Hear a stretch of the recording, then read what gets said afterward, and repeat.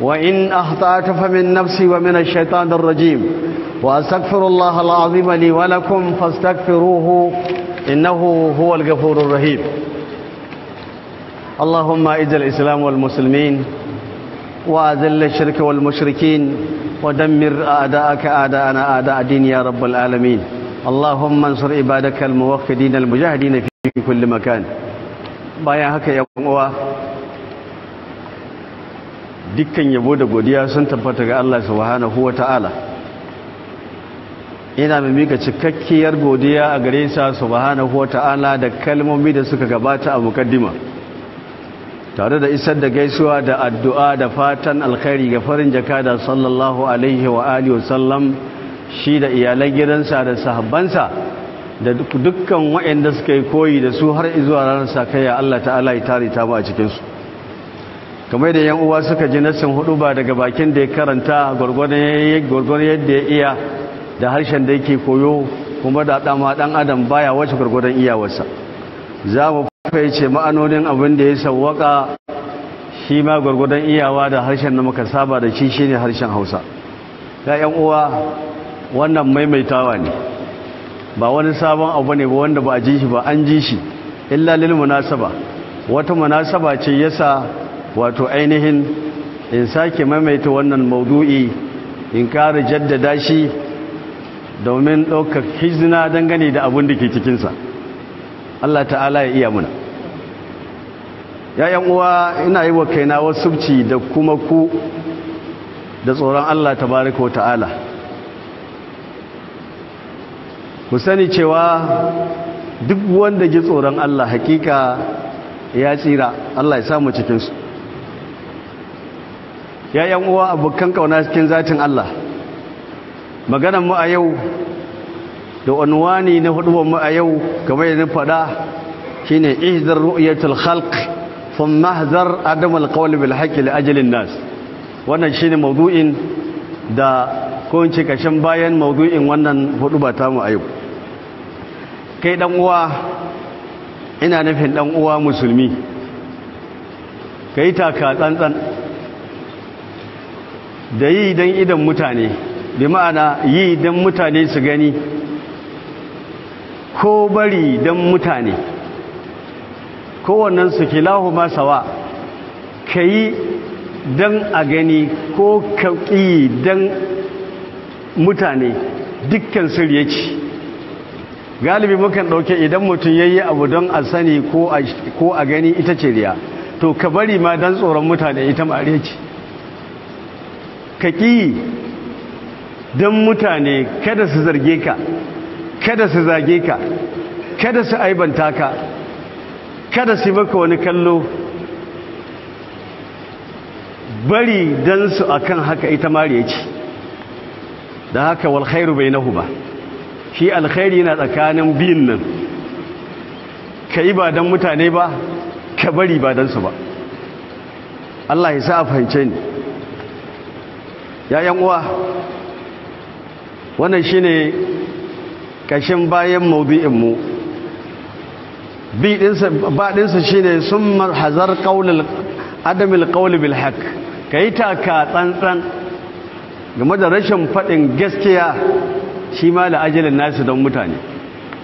Ka ƙi faɗin gaskiya wai don su, don kada mutane su guje maka, ko kada mutane su ƙi baka, ko kada su yi ba da kai ba, ko don tsoron dukansu, ko tsoron ɗauri kai, ko tsoron kisa ne ma.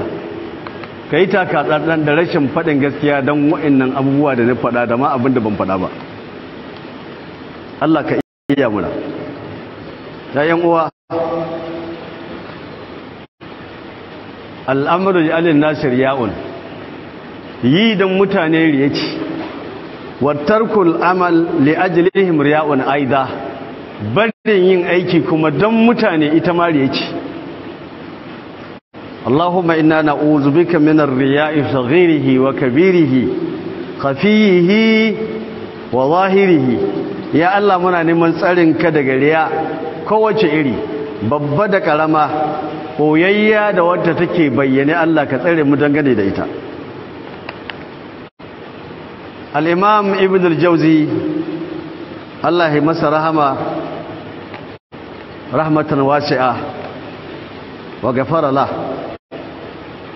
ya faɗa a cikin littafinsa saidul khatir idan ka duba zatin wato shafi na 77 a wannan littafi nasa saidul khatir zaka ga malamin yana cewa ya kadu yuhibbul ijtima ma ya kadu yuhibbul ijtima'u bin nas baya kusa da so haduwa cikin mutane ko haduwa da mutane. Wannan ba yana nuna maka cewa kwata-kwata bai da alaka da mutane ba, a duk abin da zai alakar da za ta sa a taru don yin wani abu ko gabatar da wani abu yakan yi ɗarɗar dangane da haka, ba don komai ba domin wato kada niyyarsa ta gurɓata a cikin zuciyarsa. Kuma abin da kuka sani ne ya ku yan uwa, ba abin da ya fi wato kyautata niyya wahala a cikin ayyuka. Babu abin da ya fi kyautata niyya wahala a cikin ayyuka. Al-Imam Ibn al-Mubarak idan ba na manta ba a cikin wata ibara tashi, ko shi dai ko ɗaya daga cikin malaman Ibn Sirin da ɗaya daga cikinsu yana cewa ma ashadda alayya min niyyati innaha tatakallabu alayya, yace babu abin da yafi ni yafi tsananta mu yafi bani wahala a cikin abubuwa na kamar niyya. Babu abin da ya bashi wahala a cikin al'amura yace kamar niyyarsa, yace domin takan jujjuya masa. Ka kiyaye da kyau, a duk lokacin da zaka aikata wani alheri zuciyarka sai ta kaiwa tana dawowa, kai ko ka bari, kai don Allah ko kai don a gani, babu irin abu da ba za ta karanta maka ba. Kuma dan adam a wani lokaci ya fi zakewa ya yi aiki in yana ganin idan mutane, to niyyar zuciyarka ta canza, ta juya maka. Kuma annabi sallallahu alaihi wasallam yake cewa summiyatul qalbu alqalbu la tataqallubuha, an ambaci zuciya saboda yawan juyawarta. Dan abu dan kadan kankanan lokaci sai ta juya, kankanan lokaci sai ta juya maka. Ga abin da kai nufi kai farko sai ta juya ma zuwa wani abu daban. Shi kuma tsoron abun shi aiki ba da abin da niyya ta fara aiki duwa da mi ta kare shi ake duwawa. Inda hadarin yake da a ce duk lokacin da ka kudurce tsakaninka da Allah za ka yi kaza kuma niyyar ta tafi a haka, da a ce da farkon ake duba ba ƙarshen ba, to da sauki. Ta ma babban matsalar sai ka kudurce yi saboda Allah da yi don Allah, kana cikin yi sai ta juya ma. Wannan shine matsalar. To ana maka tsoron ka kare da wannan juyin. In ka kara aiki da wannan juyin da ta juya maka, to kuma abu ya lalace. Gaba ɗaya aikin yayi condemn, ya lalace, ya zama haba'an mansuran. Abinda za a watsa da shi domin bata tabbata domin Allah gaba ɗaya ba. Shi yasa ba abin da ke da wahala a rayuwar dan adam kamar kyautata niyya. Shi yasa ko aiki kake yi kana gabatar da ayyuka, idan kana komawa baya ko kana yin abun nan, ita jarrabawa dole a same ta. Amma in kai abu na koma baya, koma ka jaddada niyyarka, bincike niyyarka, yaya niyyarka ta tafi akan aikin. Da haka ya yan uwa, wallahi babu abin da yake muhimmanci a rayuwar dan adam bayan imaninsa kamar kyautata niyya game da dukkan abin da zai aikata a rayuwar shi. Daga lokacin da niyyarka ta gurbace, to shikenan kuma ka tafi kenan. Shi yasa annabi ke siffanta ta ce inna fil jasdi mudgha, a cikin gangar jikin da akwai wata tsoka, fa idza salaha al-jasd kulluhu, idan ta gyaru duk gangar jiki ta gyaru, wa idza fasadat, idan wannan tsoka ta gurbace ta baci duk gangar jikinsa ta baci. Sai ce ala wahiyal qalbu, ku saurara, ita ce zuciya. To so da yawa zaka ji mutum in an tunatar da shi gaba da aikin laifinsa, ya sani fa laifi yake, sai ce to niyya a zuci take, ko kuma tsoron Allah na a zuci. To idan tsoron Allah na zuciyarka dole ya bayyana a fili.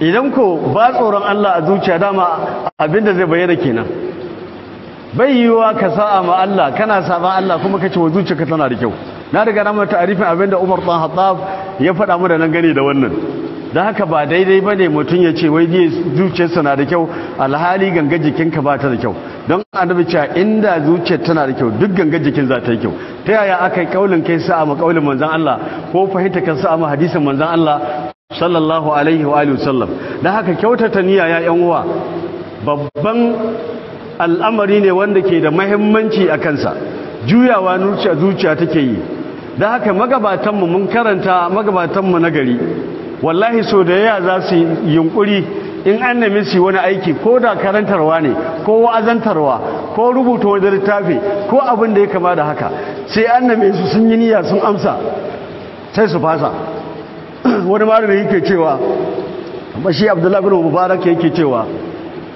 in na himmatu zan yi wani aiki sai zuciya ta juya sai in ga babu alheri yin aikin sai in gabatar da shi so da ya za a neme shi wani abu sai ya ce musu hatta ta ji unniya ku yi haƙuri sai niyya ta zo zai dakatar da aikin har sai ya tabbatar da niyya ingantacciya ta halarci zuciyarsa sai gabatar da aikin don gudun kada shi aikin banza jama'a mu kiyaye wannan da kyau wallahi in kai don mutane kayi aikin banza haka in ka bari don mutane kayi aikin banza idan za ka yi kai domin Allah in za ka bari domin Allah Allah ya samu iya ya yan uwa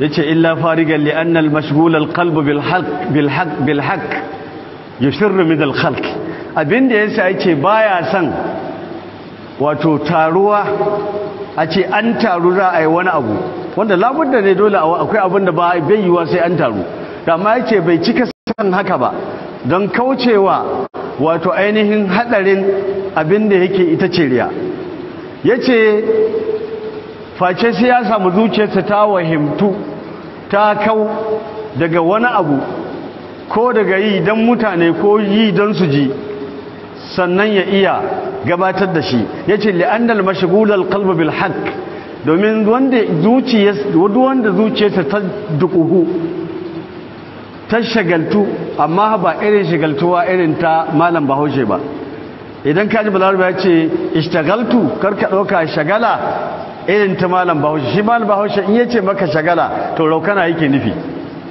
ba shi ake nufi ba ana nufin raukana abin nan a shigulu raukana da larabci ba ana nufin ka dukuhu da yin abu ka ba abu muhimmanci ya zama kawai shi ne ke gabanka yace to duk wanda a zuciyarsa Allah ne gabansa ya firru min alhalqi zai dinga gujewa mutane zai dinga gujewa halitta Allah wato ba zai dan su ba kuma zai bari dan su ba wa mata tamakkanu al-faragh al-qalb min ma'rifati al-haqq yace duk lokacin ko da zuciya ta zama yofi ta zama fili ta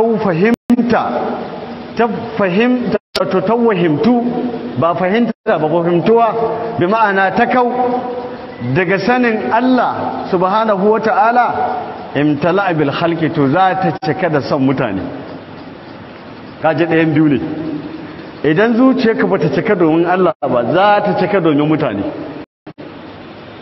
yace fasara ya amalu lahum daga nan sai mutum ya zama yana yin aiki don mutane wa min ajlihim kuma yana yi ma domin su yana yin aikin su kuma yana yi domin su Allah ya tsare mu daga nan wa ya haliku birriya'i wala ya'lamu sai ya halaka da riya bai sani ba riya ta halakar da shi bai sani ba haka ya uwa wallahi riya tana da hadari riya tana da hadari kuma tana cikin wato min anwa'i shirk lakinnaha ash-shirkul asghar shirka ce karama daga cikin shirkoki amma tana da hadari kuma ita irin wannan shirka din karama ita ce wacce manzon Allah sallallahu alaihi wasallam ya fi ji mana tsoro akanta ya fi ji mana tsoro irinta manzon Allah ya ce abinda ya sa yi mana jin tsoro irin wannan shirka sai ce la shirku akhfa min dabibin namlati ala safa yace ita wannan shirka ta hiboyowa akan tafiyar tururuwa a saman falale akan dutse dan Allah ba tururuwa ba ko sanuwa ta taka dutse ta wuce in ba kasa ta zo da shi ba za a gane sawunta to maza Allah ya ce tururuwa ta hau tsaune ta yi tafiya yadda ba ka iya gane sawun tururuwa a dutse maza Allah ce wallahi shirka irin wannan shirka ta fi ƙoruwa a cikinku fiye da haka jama'a akwai tsoro ko babu akwai tashi hankali ko babu ɓoyuwanta wata ita zuciya da kai gane akwai haɗari gare ta ɓoyuwan irin wannan shirka ta yi ɓoyowa a cikin al'umma ta ji manzo Allah ce hiye da tafiye tururuwa akan tsauni wallahi illa man rahimahullah wa qalilun ma Allahumma ij'alna fi zumratihi wallahi sai yan kadan kuma kadan ne cikin mutane amma muna roƙon Allah ya samu cikin yan kadan da yadda suka kasance ya Allah karka bar mu a baya da haka kullun kai ta roƙon Allah cewa ya Allah ina neman tsarinka daga shirkar da ni sani da ma wadda ban sani ba da koyayya da bayyananna kullun ka roki Allah akan ta duk lokacin za ka gabatar da aiki bawan Allah kai wannan addu'a wataƙila Allah ya amsa muna ya ƴan uwa da haka sai ya halaka da riya bai sani ba wa a'udhu billahi min ru'yatin nafs kuma malamin yace ina neman tsarin Allah daga ganin kai mutum ya ga kansa ya ga shi wane ne daga lokacin da kake jin kai wane ne ko kai ka isa to wallahi ka samu matsala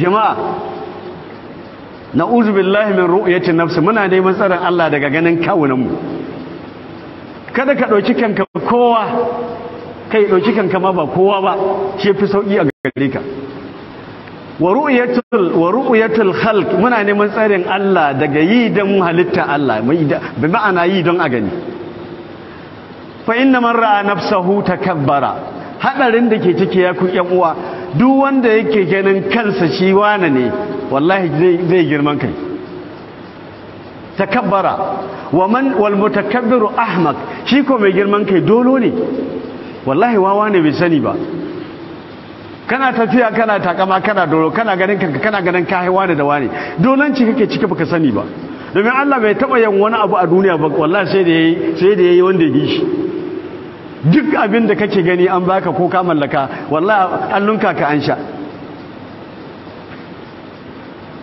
shi kuma girman kai rukunin sa iri biyu ne filolin sa suke rike da shi fila ce guda biyu mutakabbirun wa mutakabbirun bihi shi mai girman kansa da abin da yake girman kai da shi watakila dukiya aka bashi watakila ilimi aka bashi watakila tarin jama'a watakila shugabanci ko sarauta da wannan yasa yake takama yake jiji da kai yake girman kai abuwa ne guda biyu da ujubu da abin nan alkibru girman kai da jiji da kai shi jiji da kai matsalarsa shi rukuninsa filolinsa guda uku ne na riga na faɗa mana a baya filolinsa guda uku ne mu'ujibun bihi wa mu'ujibun ilaihi ko alaihi shi jiji da kan shi mai jiji da kan da abin da yake jiji da kai dansa da wanda yake wa jiji da kai kaga filolinsa guda uku ne hadarin sa ya wuce da girman kai Allah ya tsare mu tiyayen uwa duk wanda yake ganin kansa shi wane ne takabbara wal mutakabbiru ahmaq li'annahu ma min shay'in yatakabbaru bihi babu wani abin da mutum zai girman kai da shi da aka bashi a duniyar nan illa wali ghairihi akthar minhu sai waninsa abinda aka baiwa waninsa yawa da abinda shi aka bashi to me da girman kai tunda ka san an fika ba kai kai kowa ba to me da girman kai komai aka baka ka tabbata ce akwai wanda ya fika to me da girman kai ya yan uwa Allah ta'ala ya kiyaye mu tsare mu wa man ra'a al-khalqa sannan hadari na gaba duk wanda shi kuma halitta yake kallo su yaba ko su jinjina ko su ce sun gode ko su yabe shi to shi kuma hadarinsa shine abadahum zai kai ga bautan mutane, zai koma yana bautan mutane. Za ka ce a ya za a yi mutum bauta bane wanda kake dansa ai bauta ce. Yanzu in kai don Allah bauta ce kuma bauta ta ba. Wannan sadaka in ka ɗauka kace ka yi ta don Allah ba ibada ba ce? To in ka ɗauka kuma ka yi don mutane kuma yanzu don su ka yi, yanzu ba ka gane haɗarin wannan sai ranar kiyama ta zo, ranar da Ubangiji subhanahu wa ta'ala zai cewa lillazina ra'unan nasa ga wa'inda suke nuna mutane ayyukan suna yi don mutane, izhabu ila allazina tura'unahum bi a'malikum hal tajidu indahum jaza. Ubangiji ta'ala ya ce ku je wajen wa'inda kuke yi don su, ku jira ko za ku samu sakamakonku a wurinsu. Wallahi ya jama'a, duk wanda yake yi don wani, duk wanda yake yi don wasu, kake yi don wani ko don wasu, to ran tashi alkiyama Allah ya ce ka je ka jira wa'inda ka yi ɗin don su su maka sakaya. Akwai wanda ya sai saka ba wani a ran nan bayan kowa takai don haka saki kowa kama Allah.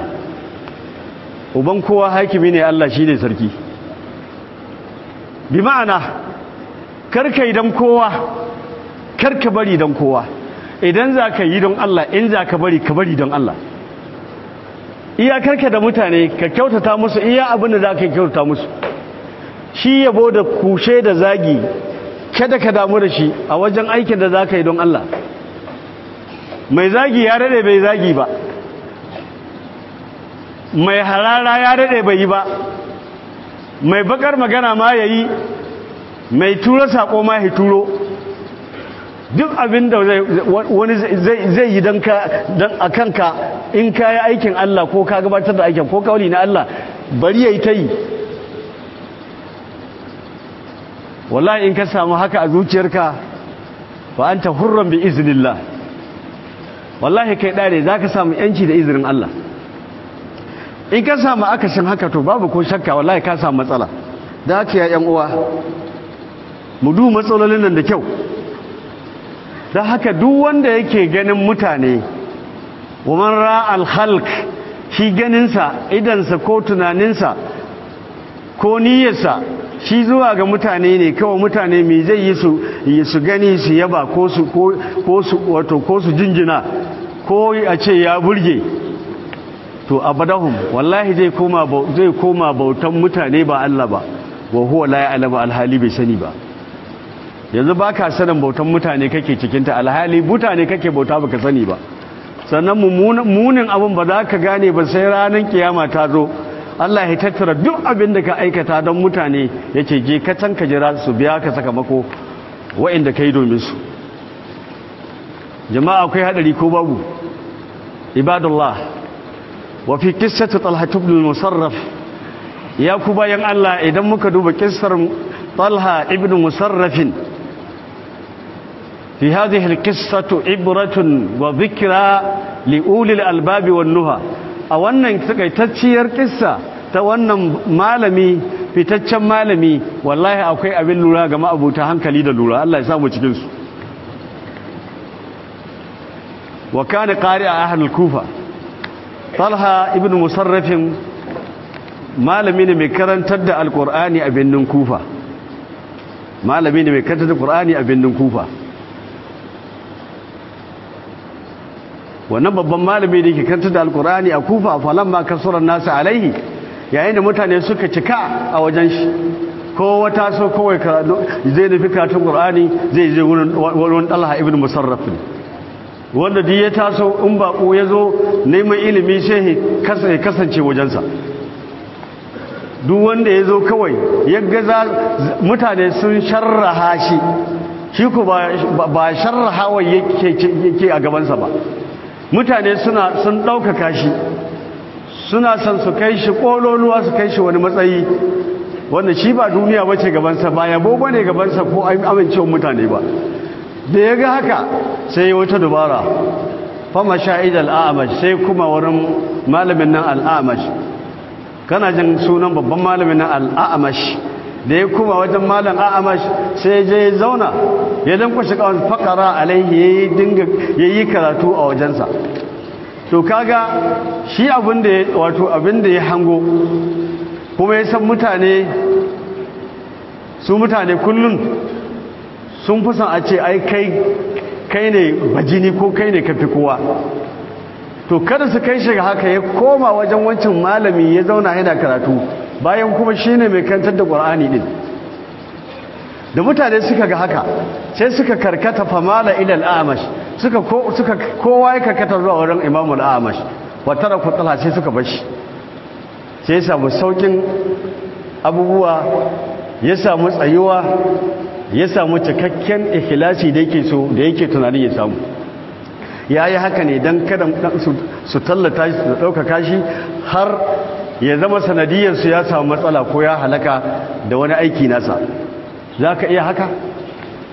za ka iya haka ya kai bawan Allah wannan faɗaya daga cikin kyawawan halaye da ɗabi'u na magabata da muke karantawa waɗanda muke sarai muke roƙon Allah ya ba mu ikon koyi da su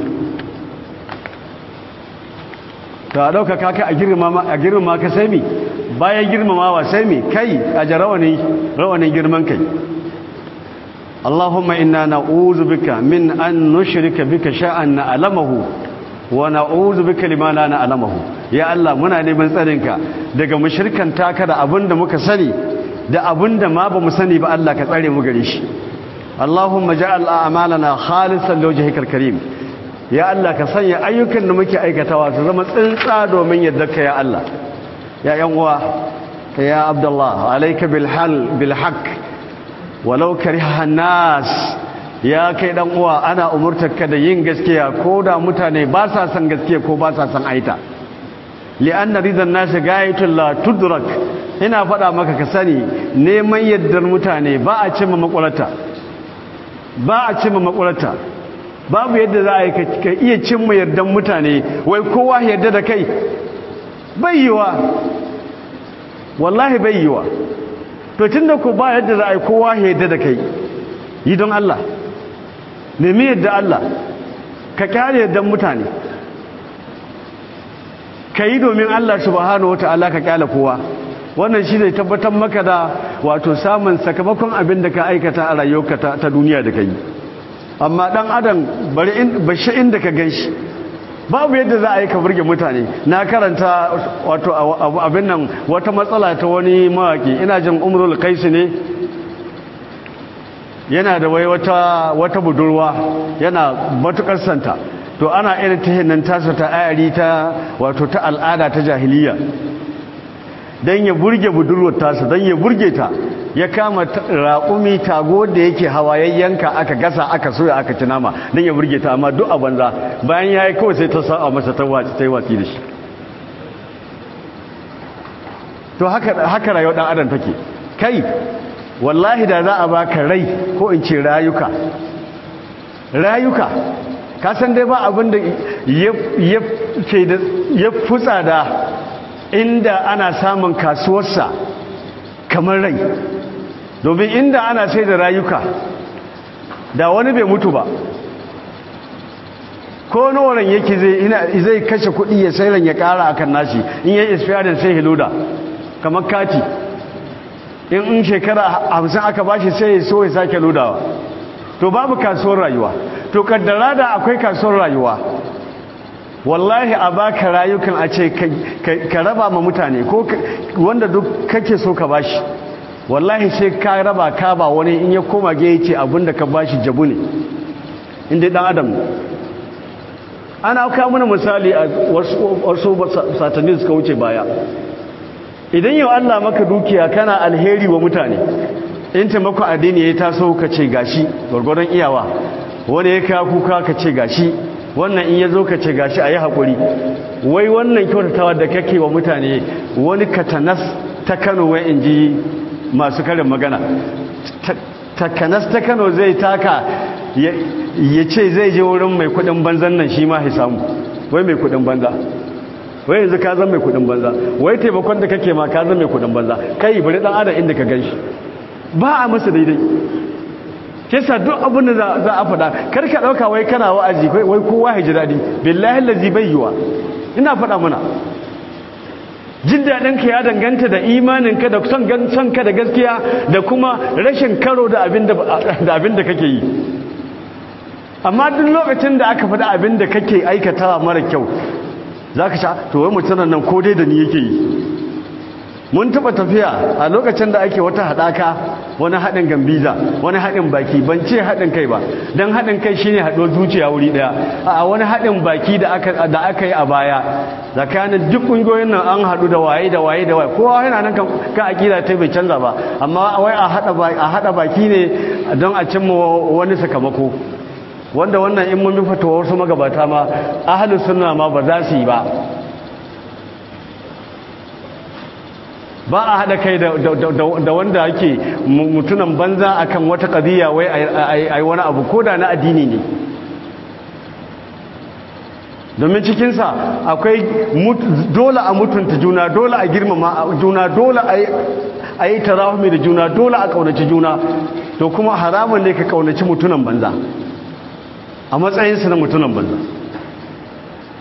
ta amma akan wai rashin uwa ake uwarɗaki da aka irin wannan haɗakar mu muna kiranta haɗin baki ba haɗin kai ba.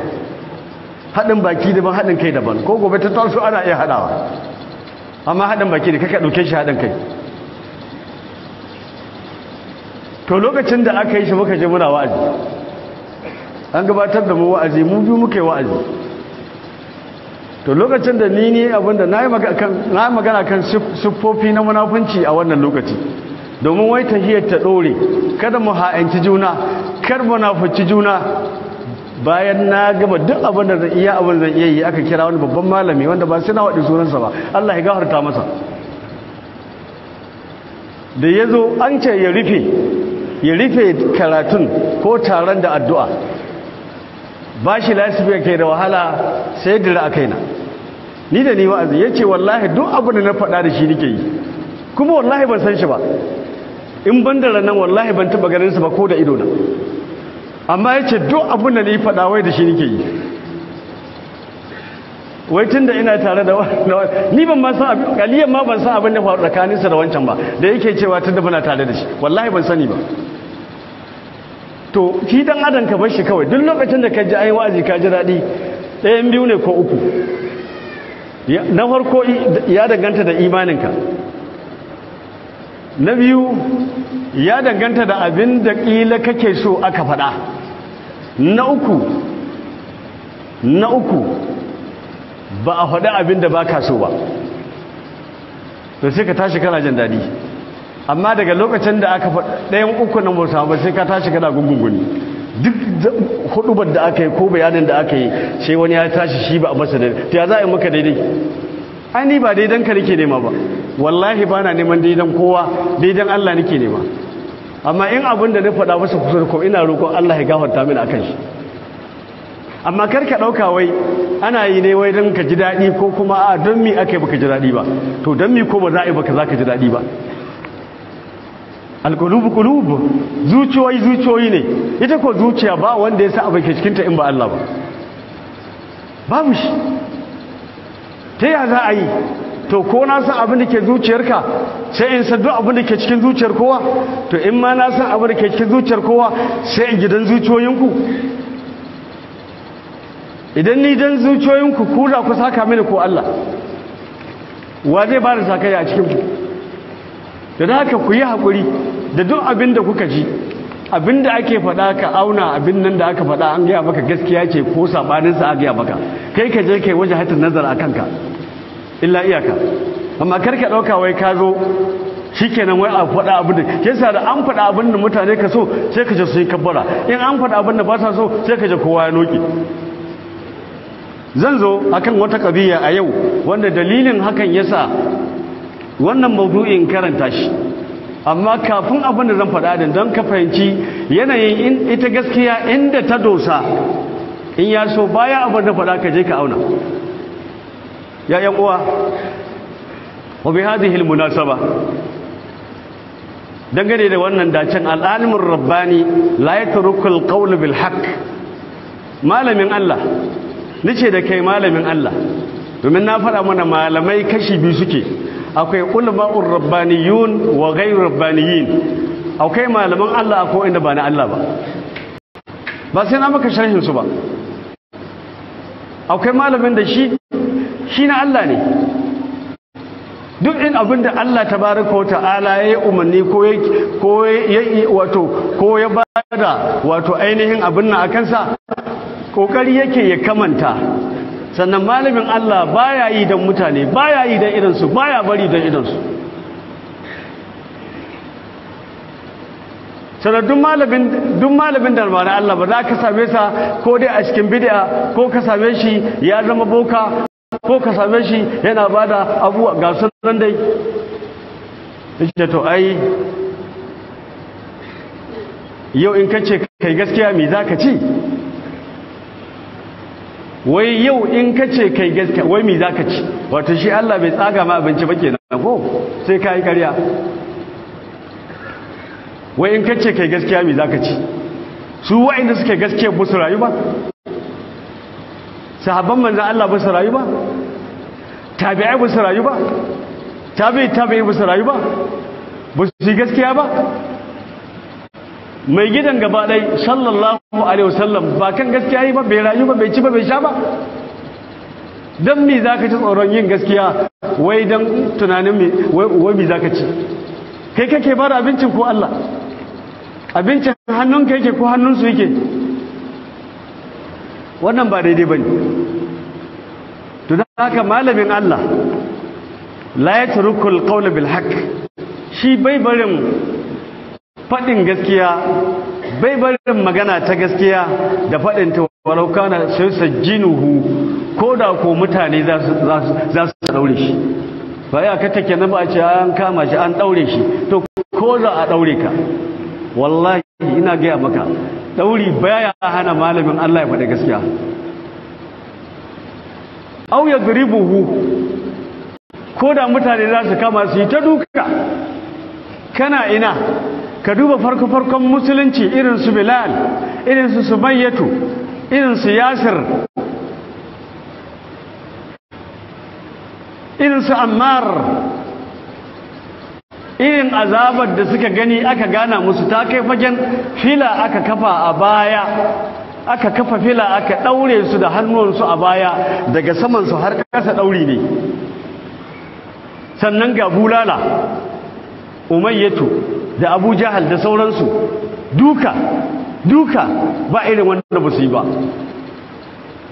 Bayan wannan rame aka haka rame kamar yadda ka san ana haka rijiya, kowane aka ɗauko shi aka zura shi a ramen iya nan aka sa ƙasa aka cike kansu, wallahi kansu kawai da ke waje.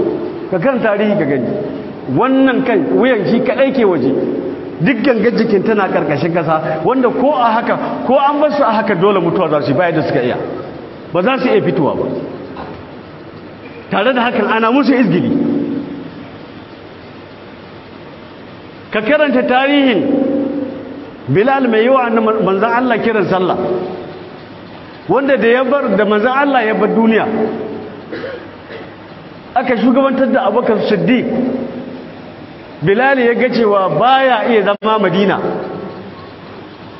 domin kada ya zo kiran sallah ya gaba annabi da yake bada sallar ba. Bisa ga haka sai ya hijira ya bar Madina. Amma ta da haka duk lokacin da ya zo Madina, da an sa kiran sallah duk Madina sai ta fashe da kuka da an ji kiran sallar shi. Wa ake tunawa? Manzon Allah ke tunawa. To wannan Bilal din nan ya kai fagen dutse aka dora masa a kirji, aka daura kafafu, aka dora dai dutsen a tafin dama da hagu.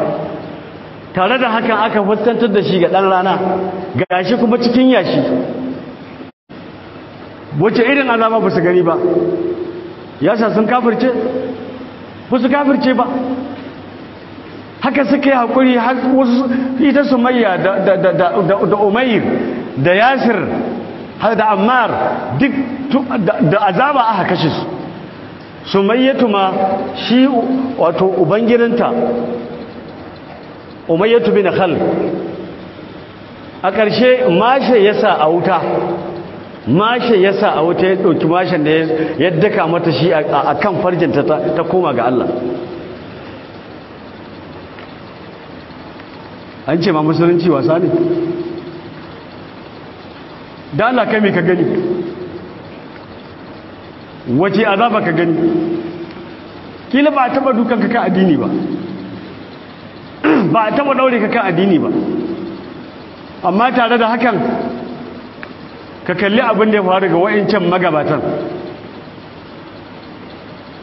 To malamin Allah walau da rabahun nas, ko da mutane sun kama suna dukan shi ba zai dauna bin gaskiya ba ko faɗinta. Ƙarshe au ya tulahu, ko kuma su kashe shi, a ce sai an kashe shi. Malamin Allah ba zai daina faɗin abin da Allah ko annabi ko abin da ya tabbata mun ko taujihin abin da ke gani ya dace a shari'a ba. Fadalan an jamna'ahu shay'un min al-ma'isha, wai ballantana ma a ce wai ka hana shi wani abin duniya, ka hana shi albashi, ko ka hana shi abincin da kake ci da shi, ko ka hana shi taimakon da kake ba shi, kace to tunda dai wani ya sa amur daga yau mun daina taimaka masa, to sai mi? In ma kana da wannan tunanin, ba kai ka fara tunanin ba, sayyidina Abubakar Siddiq ya irin wannan tunanin, amma yayi taraji'i shi da kansa a lokacin da ake wa ƴarsa Aisha kazafin zina. Cikin waɗanda suke kutsa suna maganganu na bata Aisha, akwai ɗaya daga cikin wanda Abubakar Siddiq ke ɗaukar nauyin sai na ce da shi. Tuni zuciyarsa ta ɓaci, ce yanzu wane mu gidana kake kallo ka ɓata? Ya ce to daga yau abin da nake maka ma na daina. Ya faɗi haka, ransa ya ɓaci. Amma tun Allah ya saukar da aya, ala tuhibbuna an yaghfira Allahu lakum, shin ku ba ku san Allah ya gafarta muku? Wannan aya ta sauka sanadiyar abinda ya faru ga Abubakar Siddiq. Tun Abubakar Siddiq ya ce ya Allah muna so, ya Allah muna son ka gafarta muna. Ya janya abinda yace zai yi, yace dawo duk abinda ake baka ma a ci gaba. Ba saboda Allah yi ba? To duk abinda za ka yi in ba da saboda Allah bane, wallahi aikin manza kake yi, ina gaya maka. Da haka malamin Allah, mutunan kirki a cikin al'umma manzan Allah sallallahu alaihi wasallam, za ka same shi ko kashe shi za a yi, yana nan kan addininsa. Ballantana ma a ce an hana shi wai wani abu na rayuwa, to wake da rayuwar? fawajattu misdaqu hada, sai ni tarar da gaskiyar wannan zancen daga magabata da yawa, daga ciki akan kauli na sahabiyul jalil, babban sahabin ne Abu Zarril Gifari, Allah ta'ala ya yarda da shi. Ya kuli hina cewa shi Abu Zarril Gifari, law wada'tu shimsama ala hadhihi, yace za ku dora mashi abin nan takobi, wa ashara ila kafahu, yayi ishara zuwa ga wuyansa nan, yace za ku dora takobi irin takobin nan da kewa ga yamu jini na wuce, wato wanda ke filla kai ko jini ma bai same shi ba saboda tsabar kaifi, yace za ku dora shi a wuyana.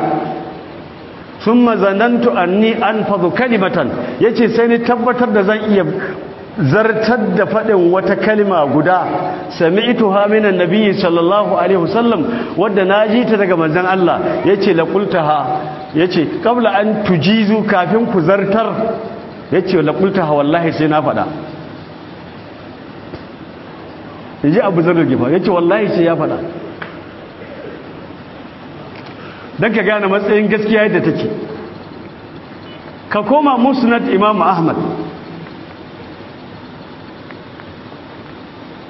hayyar ruwayar Abu Sa'id al-Khudri, ruwayar Abu Sa'id al-Khudri, shi Abu Sa'id al-Khudri yace qala an-nabiy sallallahu alaihi wasallam, manzo Allah yace inna Allah la yas'al al-'abd yawm al-qiyamah, yace Allah zai tambayi bawa ranar tashin al-qiyama hatta annahu la yaqulu har Allah ya ce masa ma mana'aka an tunkirul munkar, me ya hana bawana me ya hana ka kai inkarin mummunan abu da ka gani, izra aitu a yayin da ka ga mummuna a cikin al'umma ko a cikin gari ko a wani mutum, me yasa da ka ga mummuna ba kai magana ba inji Allah?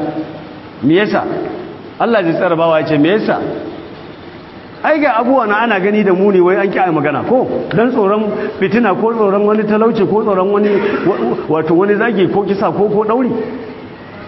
Amma Allah zai tambaye mutum, me ya hana ka faɗa abu kaza da kaga abun kyama? Izra aitahu fa mallakana Allahu lahu hujjar, ka ko san duk wanda Allah lakara masa hujja tai akwai mafita. Zakai wa Allah kwana dama barka yadda aka kare. Kala ya rab, sai mutum ya ce ya ubangiji rajautuka, wato na kaunace ka, wa shibtu minan nas, amma naji tsoron mutane. Ba shi bane dama ake tsoro ko ake gudu. Yace tsoron mutane yasa ban yi magana ba. To yanzu ka ji tsoron mutane, shi ko Allah fa. Da haka yanzu sai abin da Allah ya yi da shi. Na harko dai ya ce hina fata ga Allah, amma tsoron mutane sai ya faɗi. Da yanzu babban al'amarinsa ga Allah, sai yanzu sai abin da Allah ya yi da shi. Ya ‘yan uwa, wafi hazihin nusus, dangane da wa'innan nassoshi hunaka tadidan mu'akkad, wallahi akwai razani mai ƙarhin gaske, akwai razani alaman katamal haqqa aw man taraka al-haqqa mahafatan nas aw mahafatan lin-nas, ga duk wanda ya bar gaskiya ba dan kawai ba sai dan tsoron mutane, aw min ajli ma yutuhu, ko dan kawai saboda abinda za su bashi kada su hasa yasa ya bar gaskiya. Waja fi sunan ibn majah, ka sake duba a cikin sunan ibn majah ruwaya hayyata abi sa'id al-khudri, ruwaya ta biyu kenan. Ya kula yana cewa kama rasulullahi sallallahu alaihi wa sallam zata yaumin aw zata laila, zata yaumin yace wata rana manzon Allah ya miƙe khatiban, manzon Allah ya miƙe yana huduba. Wa kana fi ma qala, ya kasance cikin abinda manzon Allah ya faɗa sallallahu alaihi wa sallam, a cikin abinda manzon Allah ya faɗa sai manzon Allah ya ce la yamna anna ahadakum makhafatan nasi an yaqula bil haqq, kada tsoron mutane ya hana ɗayan ku faɗin gaskiya, inji manzon Allah. Kada tsoron mutane ya hana ɗayan ku faɗin gaskiya, an yaqula bil haqq, ya faɗi gaskiya. Izdira ra'auhu, in har ya ga gaskiyar, au arafahu, ko ya gane gaskiyar, kada kwarjinin mutane ko tsoronsu ya hana shi faɗanta ko binta. Abu Sa'id al-Khudri rawi al-hadith fa baka Abu Sa'id al-Khudri, da Abu Sa'id al-Khudri yazo a wannan hadisin da ya faɗi wannan hadisi daga manzon Allah, sai ya fashe da kuka. Da ya fashe da kuka fa kala sai yace wallahi ra'ayna ashiya'an, yace wallahi mun ga abubuwa da dama. Fahimna hatta idza min albala'i kasarnahu wa inna lamuballighu fi sirr, yace wallahi mun ga abubuwa da dama, amma sai kurjinin mutane ya hana mu faɗi. Kurjinin mutane sai ya hana mu faɗi wannan abin da muka gani mara kyau, mu tunatar ko mu wa'azantar. Yace amma har sai da bala'i ya kai bala'i, da muka kasa muka gajarta abin, yace amma sai muka kasance sai muka zo muna isar da abin a ɓoye, wato a faɗi ma a fili bayyawa, har sai da masifa ta kai masifa ko bala'i ya kai bala'i suka koma suna isar da saƙon a ɓoye, wato abin ba su iya faɗi ne ke. Ka duba tun wancan lokaci, tun baƙiyar sahabbai fa, to ina ta ga yau, ku kalli halin da ake ciki, abu na ƙarshe ko na kusa da ƙarshe, ina kai ta mana abinda manyan malamai suke faɗa ne game da wannan janibin da nake magana akan sa yaqul al-imam albani imam albani da yazo fi sharhi hadha al-hadith dangane da sharhanta wannan hadisi na Abu Sa'id al-Khudri fi kitabihi sahih at-targhib wa at-tarhib alittafansa da yayi wa aiki ya tantance hadisai ingantattu da marasa inganci a littafin at-targhib wa at-tarhib na al-imam ibn al-munzir wanda shi littafin albani tasihi yayi da takriji da yazo akan wannan hadisi mai lamba ta 2751 in ka duba a cikin at-targhib wa at-tarhib sai albani yace a cikin wannan hadisi akwai an-nahyul mu'akkad karfafaffan hani an kitmanul haqq game da koye gaskiya haufan minan nasu don tsoron mutane aw tama'an fil ma'ashi ko don tsoron abinda zaka cika rayu kada ka faɗa abincin kai yanke ko kada ka faɗa abinda kake samu ya tsaya fa kullu man katamahu duk wanda ya boye gaskiya mahafatan azahum min anwa'il adha dan jin tsoron cutarwa mutane daga dukkan nau'ukan cutar wanda za su iya yi kaddarbi sai albani ka misali ce kamar duka tsoron kada a duke ka wa qata'ir rizqi tsoron kada a yanke arzikin da kake samu kana kasuwanci ga kashin wani abinda ka tafi akai da gaskiya shi ko bai so tsoron kada ya daina baka sai kai kan noke ko kana aiki karkashin wani kamfani tsoron kada a kore ka a kamfanin dan ka bi gaskiya sai kan noke da sauran dukkan munasabatu za su iya faruwa aw ma hafata adama iktiramihim iya albani yace ko kuma wato tsoron rashin girmamawar mutane gare ka wai kada ka wayi gari mutane su ki girmama ka dan haka barka noke kai ta kwana kai ta faɗa musu ƙarya kai ta lallashin su wai dan gudun kada su zo su girmama ka ba to in ba a girmama ka ba sai mi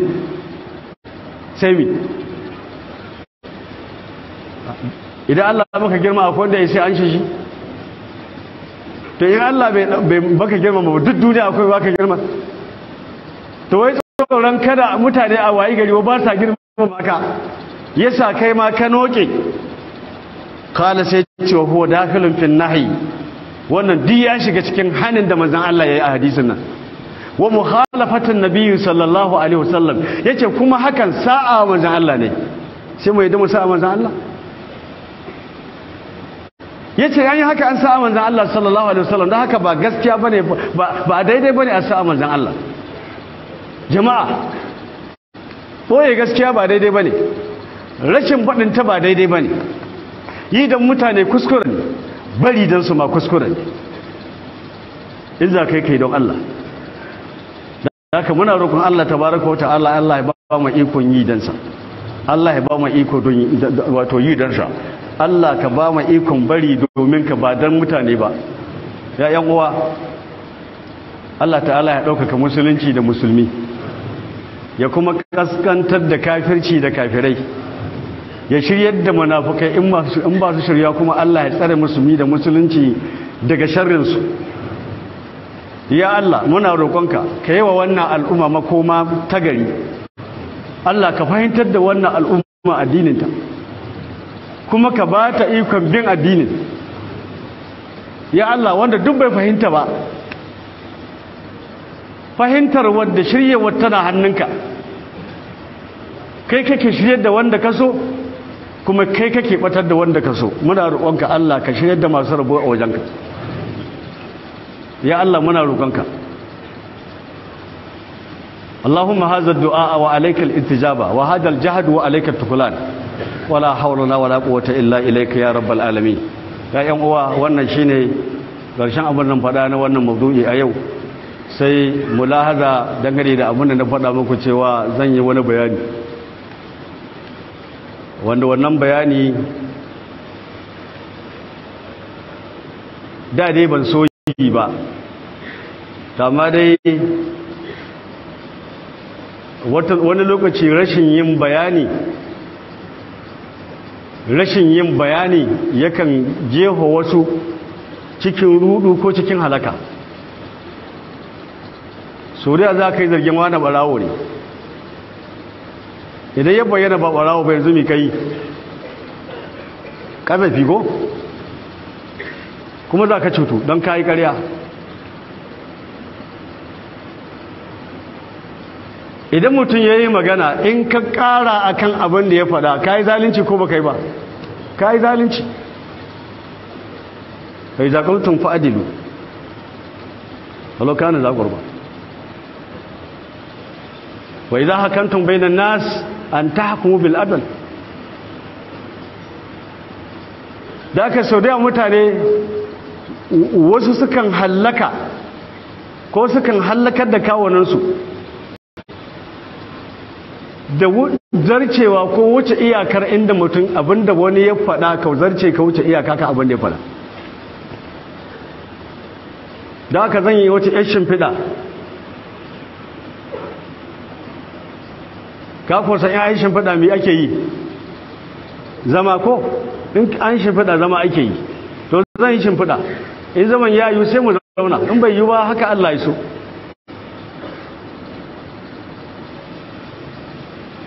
akwai kadiyar da take tasowa a yanzu kamar yadda ni gani a rubuce kuma ni ji a gidan rediyo.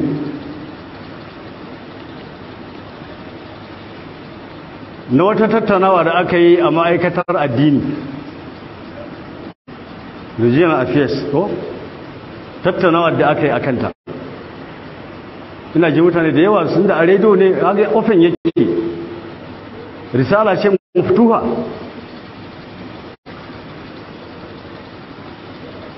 abin da nake so in faɗa a nan kafin in yi tsokaci kan takardar ita kanta, da yawa mutane kallon da suke muna wai mu makiyan wannan gwamnati ce, kallon da ake da maganganun da muke ji a kunnuwanmu. to ina sai in tabbatar muku in kuma faɗa muku ku ji da kyau, wannan gwamnatin wallahi da mu aka kafa ta. duk wanda ya ce ba don bane ya daga hannun shi, kuma muna cikinta, kuma wallahi mun kare ta gwargwadon iyawa, kuma da mu za a kare ta da izinin Allah, kuma muna fatan Allah ya sa a kare lahiya a sauka lahiya. wannan kenan. domin ƙarace-ƙarace da maganganu marasa kan gado da mutane ke ɗauka suna yawo da shi, su kai can su faɗa ma wannan su faɗa ma wannan, wai yadda da za a yi wai dai a haɗa ka da su. to mu kullum yusibana illa ma kataballahu lana huwa maulana wa ala Allahi falyatawakkalul mu'minun. dukkan yadda za ka je ka yi ka faɗa ka je ka ce an zagewa ne an ce ka wasu sun bi an je wurare da yawa wurin shugabanni ana gaya masu ba ce ka azabi APC don girman Allah duk wanda yake da wannan kasar, ni dai ban ce wani ba, ni don girman Allah ya fito da shi. ba zan ce Allah isa ba, amma ina roƙon duk wanda ya ji maganan nan don Allah ya kawo ta ya daga kasa ɗin ya sa duk duniya ta ji. mu ne muke cewa da 'yan siyasar kansu su dai zage-zage junansu, don Allah mun faɗa ko ba mu faɗa ba. a nan na yi hudu ba ta fi biyu cewa kar ku manta musulmi hususan abin da ya haɗa ku, abin da ya haɗa ku na addini ya fi abin da ya haɗa ku na faci, ko bai ba.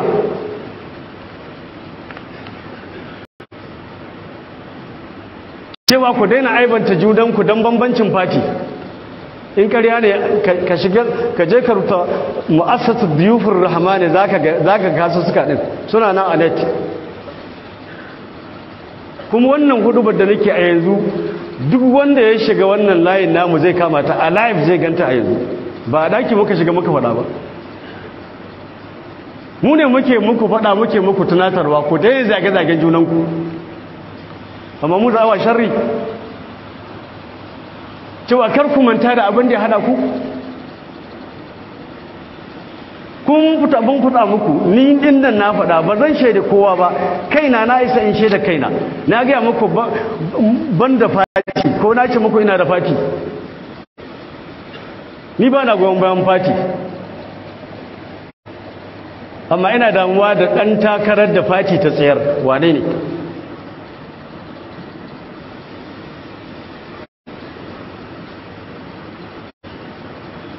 A ji da kyau jama'a, kuma na faɗa muku bambancin malamai da 'yan siyasa suna da bambanci.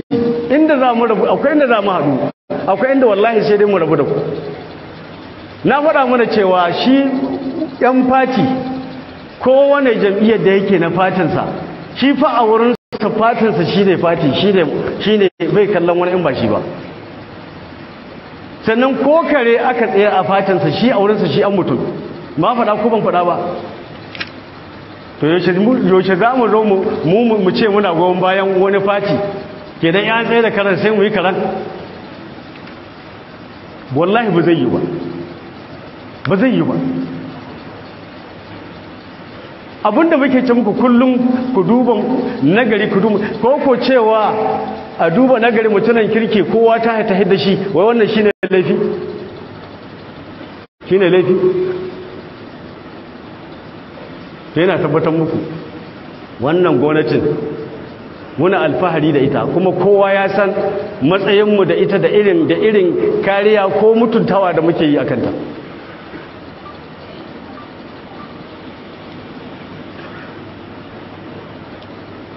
A wannan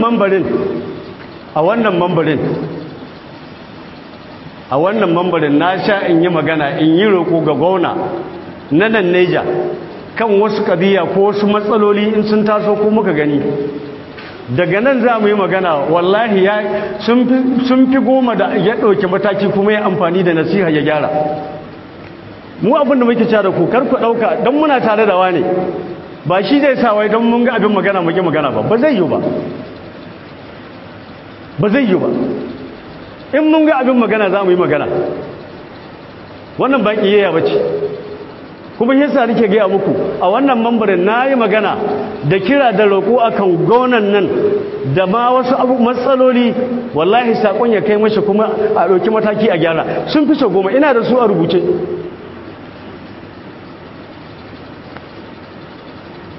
Amma don Allah a daina sharri, a daina ƙarfafi. Kiwon sharri ga mai shi haɗari ne, ɗan uwan kare ne, kullum da bai shi yake yawo. A daina sharri.